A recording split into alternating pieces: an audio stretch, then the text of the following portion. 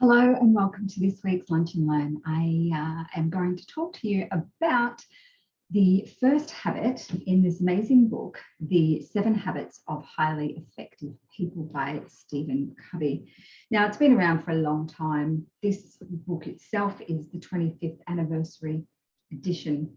And it's got a couple of extra bits in there, I guess, of how these principles have changed over time, or how to use these principles in our changing environment over time. And for those of you who haven't read it, I highly recommend it. It is incredibly thick. He is an academic, so the wording in here, there is some frameworks, which is fabulous, and to kind of put them all together and how to use it. But some of the stories that he shares are very much real life, so it's really good to resonate with. Now we're going to talk about habit number 1, and in this book, he writes that habit number 1 is about being proactive. But he also makes the point that being proactive does not always mean just going first. So I'm just making sure that we are, I'm getting to the right page here. And we're going to look at it in the context that he also writes in. Is a piece of self-awareness around here. So when we think about proactive, it's automatically we come to the point where we think, okay, I need to just go and get it. I need to be first in line. I need to be the first one to go and do this. I need to be the one that needs to speak up. That's not what proactive means. Yes, it's part of it. But when we're looking at being proactive and how we act out in the world, it starts with how we see ourselves. And we have a social mirror. And for a very long time, we will look at others' opinions of us, how they react to things that we say, whether they like us. And that then dictates how we behave. And it also paints the picture of who we are. And the problem with this is that we're allowing everybody else's perspectives, their beliefs, their opinions, what's happening in their life, to form us, to form how we show up into the world, to form our decisions, to form our impact, and to form our legacies. And so the first thing we need to realize is we need to create our own image. How is it that we do see ourselves? And so I talk about this, especially when you come into our one-on-one program and inside our Inspired Leaders Academy. One of the first things that you're going to do is actually go through and develop a leadership statement, which is how you see yourself, how you want to show up. You get to choose, regardless of everything that's happened before, regardless of what people have said about you before, regardless of the feedback that you may have received before. This piece of work is about you choosing who you want to be, the legacy that you want to leave, what you want to be known for. So it's a really important piece that we develop first, because all of our actions and how we take on board some of the learning and the teaching that I'm sharing with you depends on how we see ourselves to start with. So self-awareness plays a huge part in this. We really need to be able to separate us and how we feel, separate the social mirror that we see ourselves with. And this really is that we use all of these other societal norms, their opinions and perspectives, and we use them to create who we are. And we see this in kids and teens, especially when they've been shaped by their teachers or how people have treated them previously. It forms the image of who they are. And sometimes that's really tough for us to undo. For ourselves, we need to go and find somebody else who can hold up a different mirror, the way they see us, which is part of the feedback process that can be so challenging that we shy away from in case we hear something we don't like. But it also shows us some things that we might never have seen before. So it's really important that when we're looking at this social mirror and how it impacts on how we show up in the world, to understand that Stephen talks about 3 different areas through here. And part of the self-awareness is I'm going to ask to catch yourself in saying and thinking some of these things. So the first one is, he calls them social maps. There's 3 social maps. The first one is our genetics. So how many times have we said, well, it's just in my DNA. It's how I was made, can't change it. That's just the way it is. So we hear ourselves kind of giving up that piece of control when we talk about that. The second one is the psychic social map. And so this is about, it's how I was raised, and my parents did it to me. And that was the environment that I grew up in, means this is how I show up today. The third one is the current environment that we're in. So something or somebody else is doing something to you. And so many of us have experienced this with recent weather events, with pandemics, all of this external environmental changes can impact on how we see ourselves, how we go about our actions, and how we show up in the world. So how we use this is when something happens, could be anything happens. Somebody says something to us, we hear a piece of information on the news, we talk to a friend, whatever. All of this is called stimulus, and it happens all day long. There's a moment in between this, what happens to us, and how we respond, that is automatic.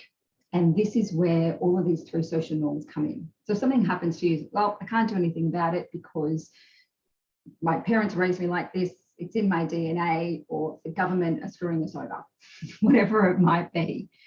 This is the response. And so my question to you is, how often are you letting go of that control to choose that response?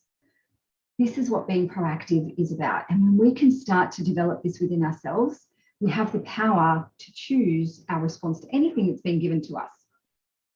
And I talk a lot about this, especially when we're doing our coaching sessions, and we'll say, okay, well, somebody else is like this. We need to know that we can't change that person. If they're not willing to, if they're not coming to you saying, can you help me to be a better leader? Then there's not a lot you can do about it. So what we need to do is change our response to, or our reaction, I guess, to what happens to us. Really tough for us to do. This is some really hard work, which is why a lot of us don't ever do it. The first thing I want you to do is to start to think about the times where you have actually heard. So listen to some of your own language that you're sharing, you're talking about, you're saying things like, oh, that's just the way I am. It's just the way I was made. I can't ever change. I'll always be like that. It's just in me. It's in my DNA. You might also say things like, oh, they make me so mad. They make me so upset. They make me feel frustrated. You could also say, well, I don't have the time. And things like, well, if only they were more whatever. And he also shares a story about the last one. It's probably the most powerful. And he talks about this saying that we constantly say, well, I have to do this. I have no other choice. I have to. And he shares a story of a student of his in class, and the student has said, can I be excused? I've got to go. I have to go to this tennis camp. And Stephen asked the question, says, well, do you have to, or do you choose to go? And the student says, no, I have to go. You don't understand. And so Stephen says, well, what's the consequence if you miss it? And the student says, well, I'll be kicked off the team. And Stephen says, okay, well, that's a pretty bad consequence, isn't it? It's like, yeah, you see, this is why I have to go. And he says, okay, well, what's the consequence if you miss my class? And the student was a bit more, I don't really know how to answer this question. And so he pushed him a little bit harder, and he said, no, just what is the consequence? And the student thinks about it a bit more and says, well, I miss out on the learning. He says, okay, so now you have a choice of the consequence that you're actually going to choose. He said, if it were me, I would choose to go to the tennis camp. He says, but don't come and say to me, I have to go. He said, because you have a choice, because the consequence of missing out on the tennis camp versus the consequence of missing on the learning, you're choosing which one of those. So by saying that you don't have to go and that you're giving away your power, it's time to take it back and own it. And he said, make sure that you own the choice that you make. So if you choose to go to camp, great, but you come to me and say, I'm choosing to go to camp because if I miss it, this is what's going to happen.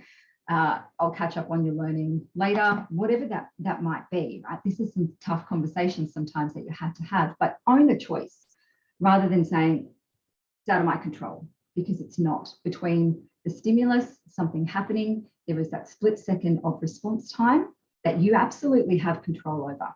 And for us, it's automated. So the first thing I want you to do is to recognize some of these automations and think to yourself, okay, what is this language that I use?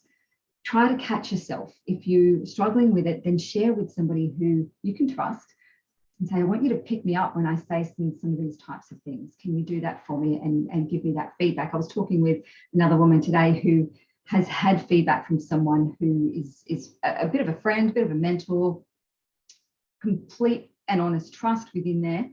And so this mentor is able to turn around and give that feedback and go, well, this is the way you just said this. Did you hear yourself?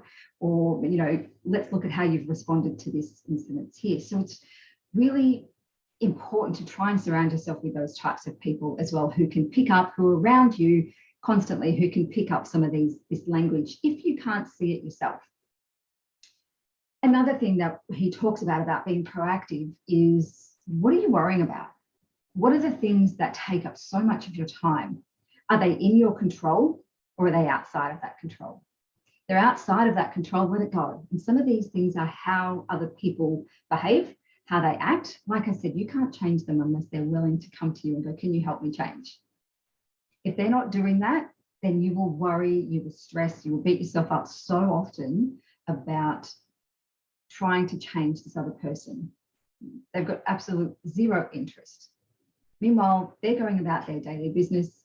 You're the one that's suffering the stress, the anxiety, the frustration, and possibly anger and resentment in there as well, which none of those serve you.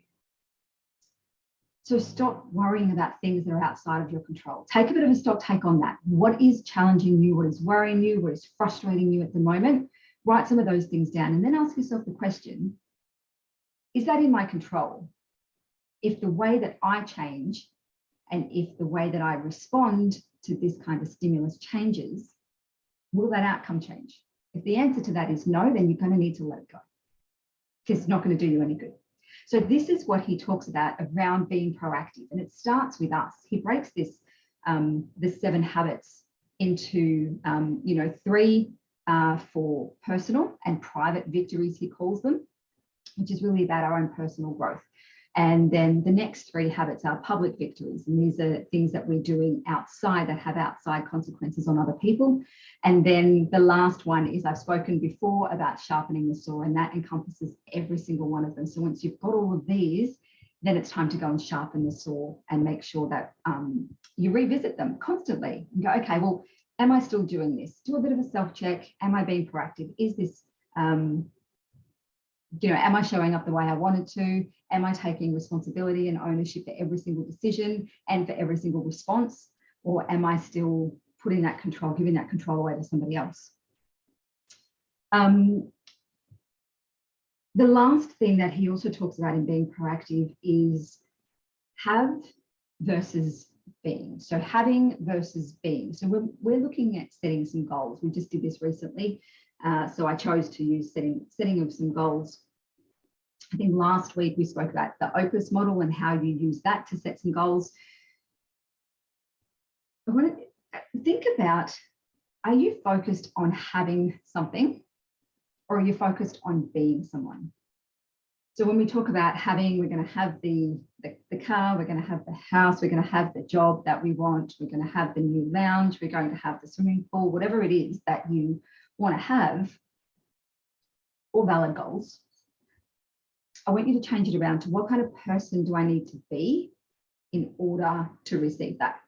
So if it's money holding me back, well, I'm going to need to earn some more money. So I'm going to need to get some money. I'm going to need to save some money. We've got to have extra money coming in from somewhere. So where would this come from? So when we start to do some brainstorming, and what kind of person do I need to be? So what things do I need to change within me? What actions need to change for me to get that money? So then we can put it towards the pool. Everything that you want to set a goal for comes back to you being, and it comes into that piece between the stimulus and the response, and that choice that goes right in the middle of that. How we choose to respond will change everything that we do. And the reason that not a lot of people do it is because it's so bloody hard to do. All right. So I'm giving you this information. Don't expect you to go and change overnight. Please don't put that pressure on yourself. The first thing, and pretty much the only thing for at least a good month that you need to do, is start listening to your own language, being aware of when something happens, how am I responding to that? Do I find myself saying, well, it's completely out of my control, it wasn't me, it was them, because what is this? Okay, so think about that and start to use that information on how you show up every day, how you get out and live your life. How are you responding to your team? And also, if you do have a team, start thinking about, are you hearing that language from them? Sometimes it's easy to hear it from somebody else as well. When you can hear it from them, you can catch it, and it starts to help you be more aware of it yourself. So that is your lunch and learn for the week. 7 habits of highly effective people. That was habit number 1. I have spoken about number 7, which is sharpening the saw, before. Highly recommend you go and grab yourself this book to have a read of, and make sure you're constantly coming back to it. So double checking again. It was a great reminder for me to come back to share this with you, to go back through it again and go, right, okay, yep, are there areas here that I can change? And yes, there are. There always are. So I'll leave you with this final piece. It says, take the initiative. You need to act or be acted upon. And what is your chosen response to what is happening? That's all for our lunch and learn. Let me know your comments and what you're going to change, what you're going to start doing, stop doing, or keep doing. Pop that in the comments there, and we'll catch you next time. Thanks. Bye.